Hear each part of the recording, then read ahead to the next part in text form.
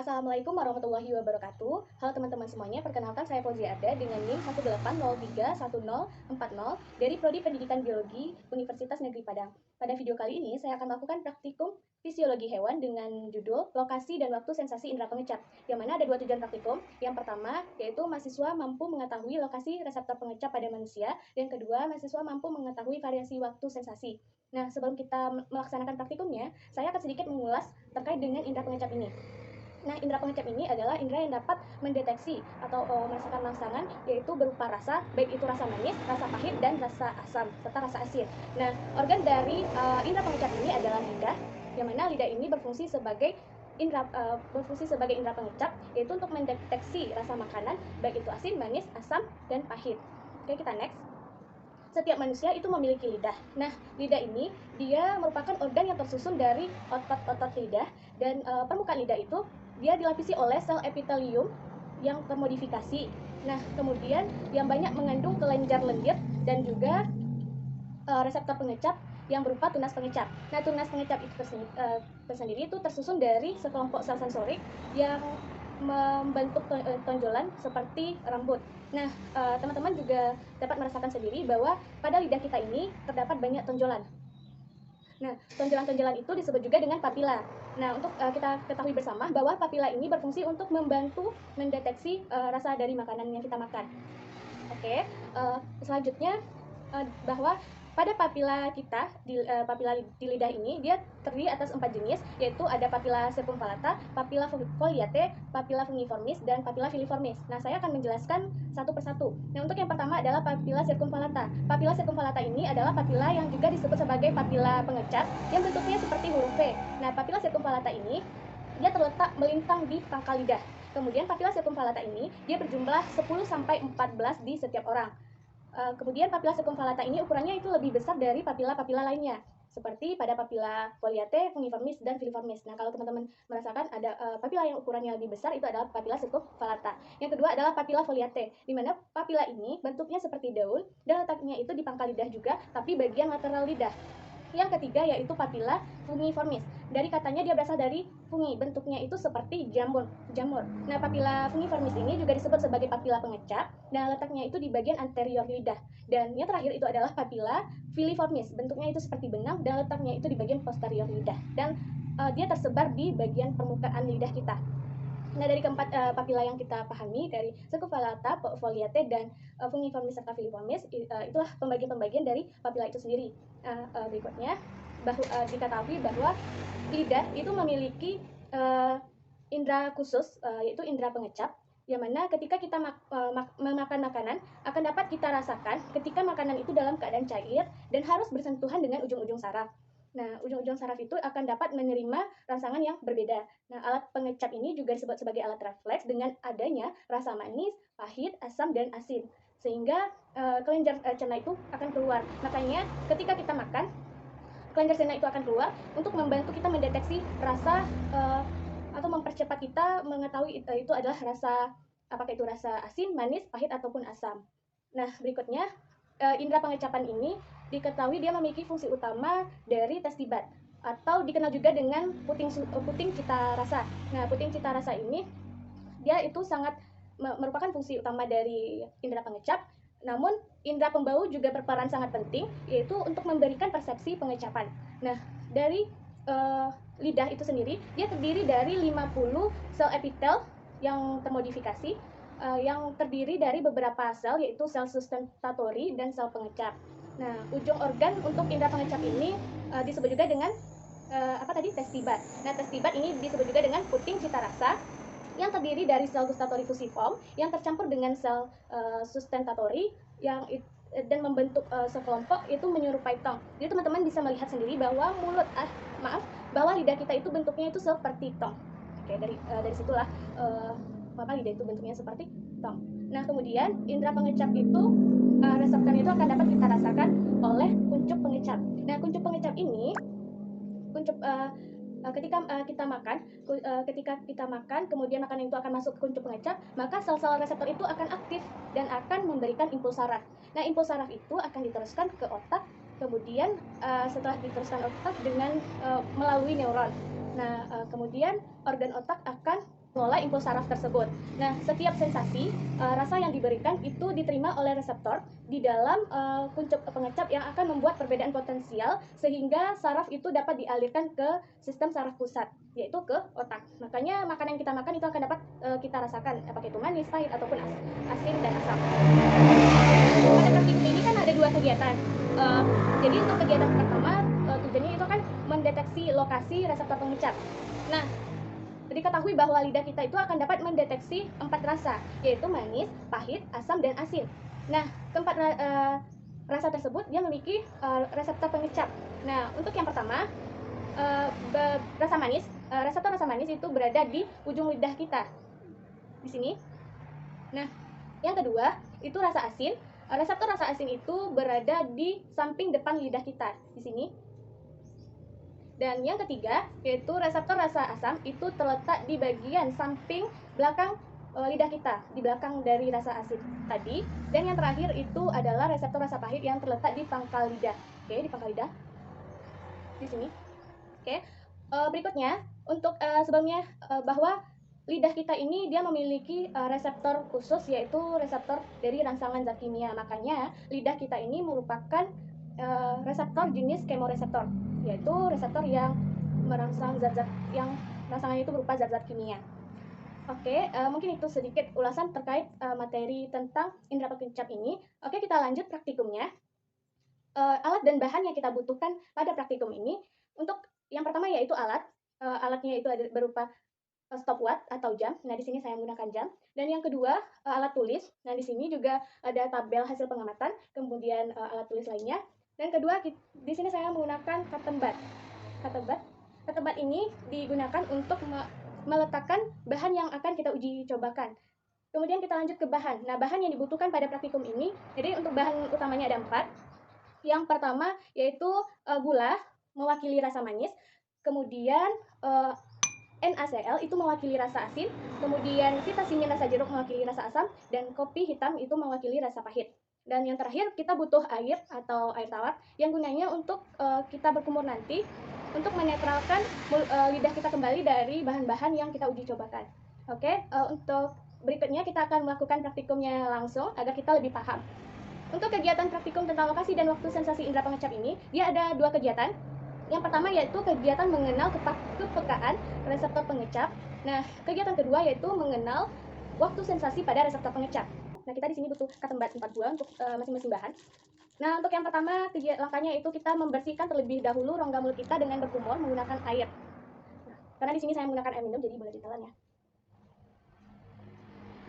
Oke, kita lanjut ke step berikutnya, di mana kita akan meletakkan sedikit bahan, misalnya gula terlebih dahulu, ke bagian lokasi-lokasi lidah yang sudah ditentukan, yaitu bagian ujung lidah, bagian samping depan, bagian samping belakang, dan pada pangkal lidah. Nah, kegiatan ini akan dilakukan berturut-turut pada bahan yang berbeda-beda. Kemudian kegiatan langkah berikutnya kita akan mencatat apa rasanya yang telah kita uji cobakan. Kemudian kita akan membuatkan diagram dari masing-masing atau lokasi di mana bagian mulut yang mendeteksi rasa manis, pahit, asam, dan asin. Oke, untuk yang perlu ditekankan sekali lagi pada kegiatan ini, untuk setiap step yang kita lakukan, jangan lupa berkumur-kumur. Karena berkumur-kumur ini bertujuan untuk menetralisir kembali lidah kita dari rasa-rasa atau kegiatan uji coba kita dengan bahan-bahan yang berbeda-beda. Nah, oke. Kegiatan terakhir, langkah terakhir yaitu kita akan menentukan lokasi yang tajam atau yang peka terhadap setiap rasa, baik itu rasa manis, asin, pahit, dan asam. Misalnya, lidah kita itu pada saat kita meletakkan gula, maka itu akan terdeteksi, akan sangat kuat terasa di bagian ujung lidah. Maka kita akan menceklisnya di tabel pengamatan yang sudah disediakan di sini. Nah, checklistnya boleh 1 atau lebih. Jadi sesuai dengan apa yang kita rasakan dan apa yang kita cobakan. Oke, kita mulai saja kegiatan pertamanya. Untuk yang pertama kita cobakan gula. Karena tadi kita juga sudah berkumur-kumur ya, jadi kita lanjut saja. Untuk yang pertama kita cobakan gula yang mewakili rasa manis. Kita cobakan pertama di ujung lidah. Oke, kita lanjut ke bagian samping depan, samping belakang, dan bagian pangkal lidah. Nah, dari uji coba bahan gula yang diletakkan di lidah, nah paling kuat terasanya di bagian ujung lidah, di sini. Nah, untuk bagian samping depan, samping belakang, dan bagian pangkal lidah itu kurang terasa. Jadi untuk gula itu sendiri dia reseptor pengecapnya itu di bagian ujung lidah, di sini. Oke, step berikutnya kita akan lanjut ke bahan-bahan berikutnya seperti garam. Tetapi kita terlebih dahulu harus berkumur-kumur untuk menetralisir lidah kita kembali dari rasa-rasa yang sudah kita cobakan. Oke, kita tunggu. Oke, yang kedua yaitu kita cobakan garam untuk mewakili rasa asin. Nah, yang pertama kita cobakan di ujung lidah, samping depan, samping belakang, dan bagian pangkal lidah.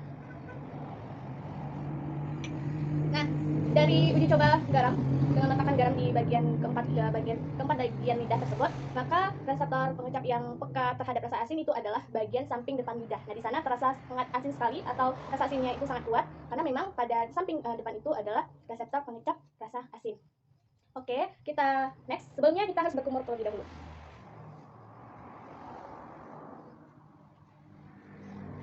Langkah berikutnya kita menggunakan bahan berikutnya yaitu vitamin rasa jeruk untuk mewakili rasa asam. Nah, kita cobakan. Yang pertama kita letakkan di ujung lidah, kemudian di samping depan,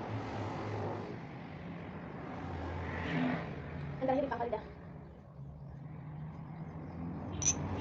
Oke, dari uji coba yang dilakukan pada bahan vitamin jeruk pada keempat lokasi lidah, maka bagian lidah yang peka terhadap rasa asam itu adalah bagian samping belakang lidah. Ya, dimana pada bagian samping belakang lidah tersebut sangat terasa asam sekali. Bahwa memang kalau pada samping bagian lidah belakang itu adalah reseptor pengecap rasa asam. Nah, kita next pada bahan berikutnya yaitu kopi. Namun kita berkumur terlebih dahulu.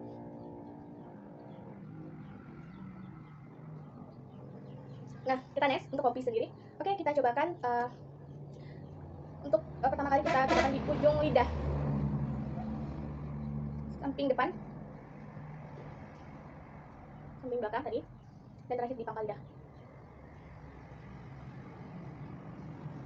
Oke, dari percobaan yang dilakukan bahwa pada bahan kopi ini bahwa didapatkan lokasi atau kepekaan lidah terhadap rasa pahit ini dapat dirasakan pada bagian pangkal lidah. Nah, di sana terasa sangat pahit sekali kopi yang diletakkan tadi. Maka dari itu bahwa kepekaan lidah terhadap rasa pahit itu pada pangkal lidah. Oke. Nah, kegiatan 1 sudah selesai kita lakukan. Jangan lupa kita mencatat hasil pada lembar hasil pengamatannya. Checklist, jangan lupa men-checklistnya ya. Dan kegiatan berikutnya adalah kegiatan kedua, di mana kegiatan kedua ini adalah kita akan mengenal waktu sensasi dari indera pengecap ini. Nah, sebelumnya kita masuk ke langkah-langkahnya, kita harus paham terlebih dahulu apa itu waktu sensasi. Nah, waktu sensasi adalah waktu yang diperlukan oleh reseptor untuk mengenali dan menanggapi rangsangan yang nantinya akan diteruskan ke otak sehingga makanan yang kita cobakan itu akan dapat kita deteksi apakah itu rasanya manis, pahit, asam, dan asin. Sel-sel dari reseptor ini merupakan sel-sel epitelium yang termodifikasi yang diorganisasikan ke dalam kuncup pengecap sehingga kuncup pengecap tersebut akan dapat mendeteksi makanan yang kita makan. Langkah kegiatan kedua ini untuk mengenal waktu sensasi indera pengecap ini, yang pertama kita membersihkan rongga mulut kita dengan berkumur menggunakan air tawar. Yang langkah kedua, kita setelah berkumur itu kita lakukan kegiatan berikutnya untuk menentukan waktu sensasi pada setiap bahan dengan cara kerja sebagai berikut. Yang pertama, kita mengeringkan lidah dengan menggunakan kertas tisu atau kertas filter. Nah, di sini saya menggunakan tisu. Nah, langkah kedua yaitu kita meletakkan sedikit bahan, misalnya gula, pada tempat atau lokasi lidah yang sudah diketahui. Nah, tadi pada praktikum 1 diketahui bahwa reseptor rasa manis itu berada pada ujung lidah di sini. Oke, kita akan meletakkan sedikit gula di sana dan dengan sambil menghidupkan stopwatch. Nah, kita akan memperoleh waktu sensasi ketika kita meletakkan bahan dan bahan tersebut sudah terasa, maka itulah waktu sensasinya. Nah, atau dikenal juga waktu yang diperlukan untuk mengenali dan menanggapi rangsangan dari makanan yang kita makan. Kemudian rangsangan itu akan diteruskan ke otak dan dalam bentuk memberikan rasa dari cita rasa yang dihasilkan. Oke. Step berikutnya yaitu kita mencatat apa waktu yang kita dapatkan, dan step berikutnya itu kita berkumur lagi untuk melakukan step berikutnya. Dan langkah berikutnya kita ulangi 2 sampai 3 pada bahan yang sama, misalnya gula, kegiatan 1, 2, dan 3 setelah waktu 3 menit. Begitu juga dengan bahan-bahan yang lainnya. Nah, langkah berikutnya maka kita lakukan kegiatan 1 sampai 5 tadi pada bahan-bahan yang berbeda. Setelah gula mungkin kita lakukan pada bahan garam, kemudian vitamin rasa jeruk, dan yang terakhir yaitu kopi. Oke, next kita langsung cobakan.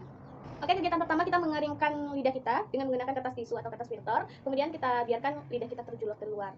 Nah, nanti kan ada pada gula ini ada percobaan 1, 2, dan 3. Nah, untuk percobaan 1-nya kita keringkan lidah kita, namun untuk percobaan yang 2 dan 3 kita tidak mengeringkan lidah kita. Kita tetap membiarkannya dalam kondisi yang lembab.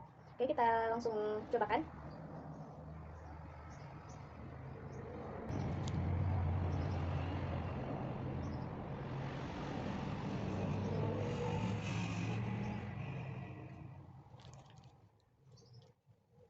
kita sudah mendapatkan waktu sensasinya, yaitu ada detik ke-5.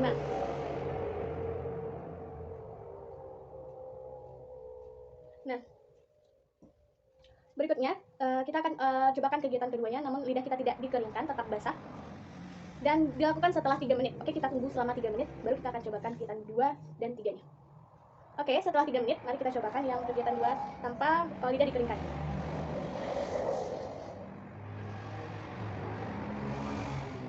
Oke, kita butuh waktu 2 detik. Dan setelah 3 menit, kita cobakan kegiatan ketiga pada gula ini. Oke, sambil menghidupkan stopwatch-nya.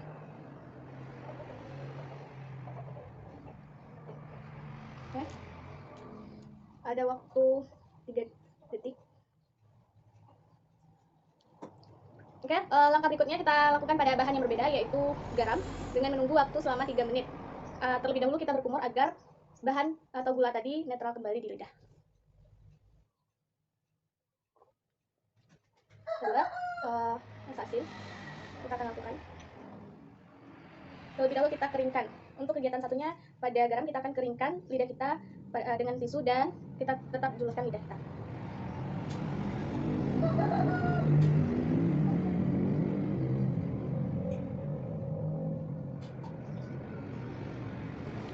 Oke, diperoleh waktu selama 6 detik.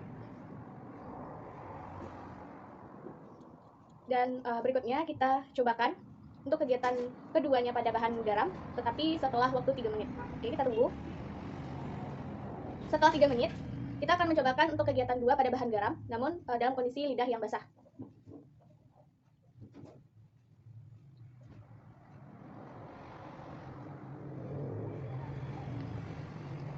Nah, di sini diperoleh waktu 3 detik. Berikutnya kita lanjut ke kegiatan ketiga, garam, yaitu dengan membiarkan lidah tetap dalam kondisi yang basah. Oke, kita lakukan dengan sambil menghidupkan stopwatch.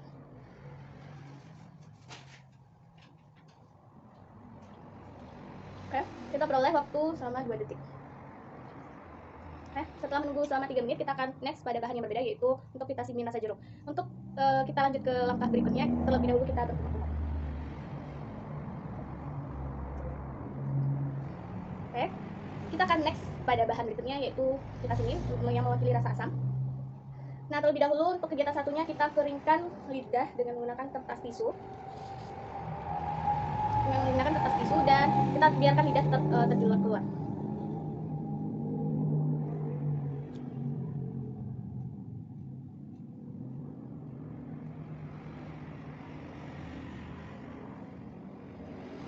Dibutuhkan waktu selama 5 detik.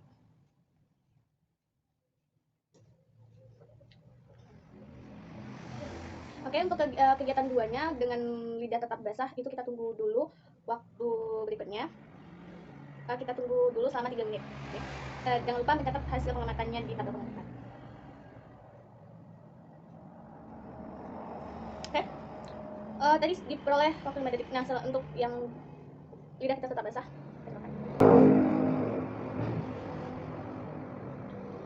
kita butuh waktu 2 detik. Dan untuk kegiatan ketiga kita tunggu selama 3 menit. Next, setelah 3 menit kita cobakan kembali.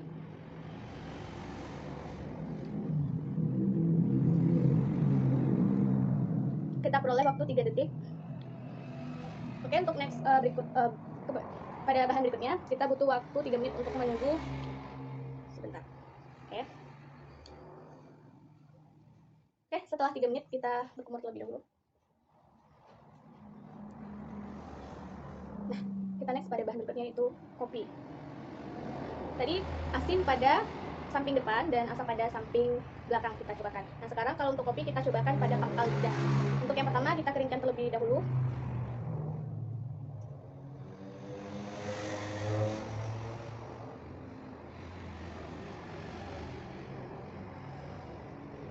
Butuh waktu 5 detik. Oke, next kita berkumur. Kita tunggu selama 3 menit. Nah, setelah 3 menit kita lakukan kembali. Oke, untuk setelah 3 menit, maka kita cobakan kembali ini kopi pada pangkal lidah tanpa lidah dikeringkan.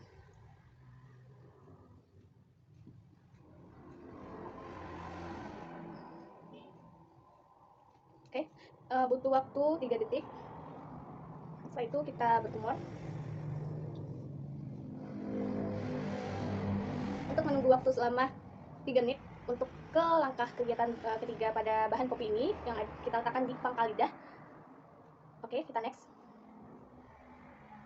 Setelah 3 menit, maka kita cobakan kegiatan 3 tanpa lidah kita keringkan dan kita tetap biarkan dalam kondisi yang basah. Maka kita cobakan sambil menghidupkan stopwatch. Jadi tadi setiap kegiatan kita tetap hidupkan stopwatch untuk memperoleh waktu sensasinya. Oke, kita lanjut.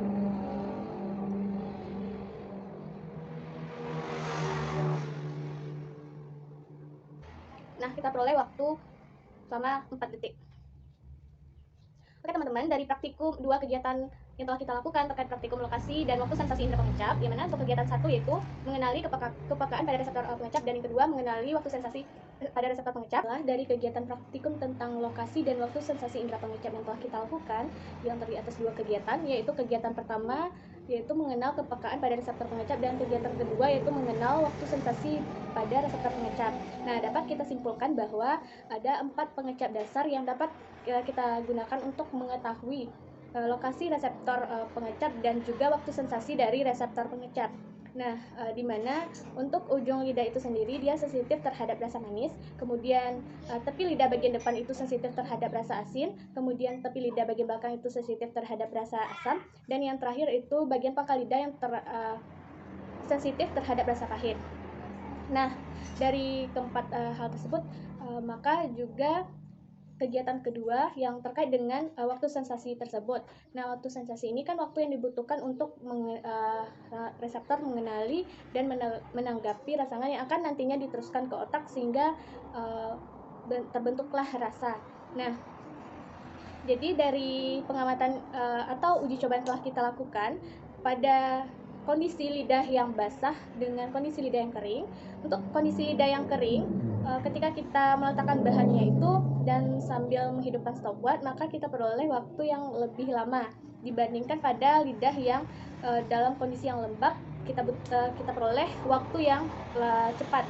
Nah, dapat disimpulkan bahwa kondisi yang lidah yang lembab ini akan membantu lidah atau reseptor dalam mendeteksi rangsangan yang ada dan diteruskan ke otak sehingga rasa tersebut akan terdeteksi. Kemudian di sini ada beberapa faktor yang mempengaruhi tingkat sensitivitas seseorang terhadap rasa yang dirasakan dari makanan yang dia makan. Yang pertama itu disebabkan karena kondisi lidah itu sendiri yang dalam kondisi rusak dipengaruhi oleh hal lain yang mempengaruhi sensitivitas itu adalah cepat atau lambatnya rangsangan itu diteruskan ke otak. Jadi hal ini juga terjadi karena kondisi tubuh kita yang tidak sehat atau lemah.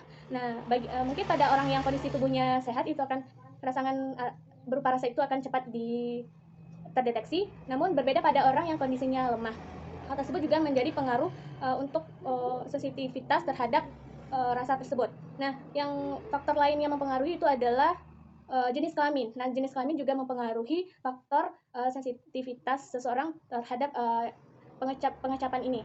Nah, selain dari faktor kondisi lidah, kemudian adanya rangsangan yang diteruskan ke otak dan jenis kelamin, juga ada faktor-faktor lainnya yaitu berupa suhu, kemudian juga berupa keberadaan air liur atau saliva. Nah, yang perlu kita ketahui di sini bahwa keberadaan air liur dan saliva ini akan membantu untuk mendeteksi makanan yang kita makan, rasa dari makanan yang kita makan baik itu manis, asam, dan asin serta pahit. Nah, air liur saliva ini akan membantu mengkatalisis zat kimia yang masuk ke dalam mulut. Sensitivitas itu sendiri adalah suatu kondisi di mana kita reseptor meneruskan rangsangannya sehingga kita dapat mendeteksi rangsangan tersebut, yaitu berupa rasa. Nah, sensitivitas seseorang terhadap dalam kondisi ngecap ini juga dipengaruhi oleh saliva, di mana saliva atau air liur ini itu akan mengkatalisis zat kimia yang masuk ke dalam mulut kita. Kuncup kecap itu akan terstimulasi ketika zat makanan itu sudah terkatalisis oleh saliva. Praktikum ini juga kita faktor yang mempengaruhi lainnya juga kita peroleh bahwa faktor berikutnya itu adalah suhu, di mana suhu yang terlalu tinggi juga akan menyebabkan kerusakan pada organ pengecap, dan suhu yang terlalu rendah atau dingin itu juga akan menyebabkan gangguan pada penghantaran rangsangan saraf. Nah, jadi suhu yang tepat itu untuk kondisi pengecap ini adalah suhu kisaran 20 sampai 30 derajat Celcius. Nah, selain itu ada faktor yang mempengaruhinya, itu adalah usia, di mana faktor usia ini akan mempengaruhi penghasilan kelenjar air liur atau saliva. Orang muda itu akan menghasilkan kelenjar saliva yang lebih banyak sehingga membantu kita dalam mendeteksi rasa. Kemudian kalau orang yang sudah lanjut, maka jumlah papila sebum palatannya itu akan berkurang seiring bertambahnya usia. Nah, kemudian penghasilan atau keberadaan salivanya juga rendah. Nah, selain faktor usia juga ada faktor lainnya seperti jenis kelamin. Nah, jenis kelamin juga berpengaruh. Setelah kita lakukan juga dapat disimpulkan bahwa setiap orang memiliki tingkat sensitivitas yang berbeda-beda, disebabkan juga oleh faktor genetik. Nah, sehingga makanya hasil yang kita peroleh pada tingkat sensitivitas atau waktu sensitivitas itu juga berbeda-beda. Kemudian, cepat lambatnya seseorang dalam mengecap suatu rasa itu dipengaruhi oleh kecepatan penghantaran rangsangan yang diberikan untuk menyampaikan rangsangan tersebut. Terjadinya gangguan, maka itu akan mempengaruhi waktu sensasi yang akan dihasilkan nanti. Makanya pada praktikum kegiatan kedua untuk mengenal waktu sensasi pada reseptor pengecap ini, kita peroleh waktu yang berbeda-beda. Pada saat kondisi lidah kita yang kering, itu dia waktunya kita peroleh lebih cepat, dan pada kondisi yang lidah kita lembab, itu kita peroleh waktunya yang lambat. Hal ini juga dipengaruhi karena faktor keberadaan air liur atau saliva. Karena air liur atau saliva ini akan membantu mengkatalisis zat-zat makanan atau zat-zat kimia yang masuk ke dalam mulut, sehingga kuncup kecap itu akan terstimulasi ketika zat makanan tersebut telah terkatalisis oleh kelenjar saliva tersebut. Sekian yang dapat saya sampaikan terkait praktikum lokasi dan waktu sensasi indera pengecap ini. Semoga bermanfaat, dan mohon maaf jika ada kesalahan. Saya tutup. Assalamualaikum warahmatullahi wabarakatuh.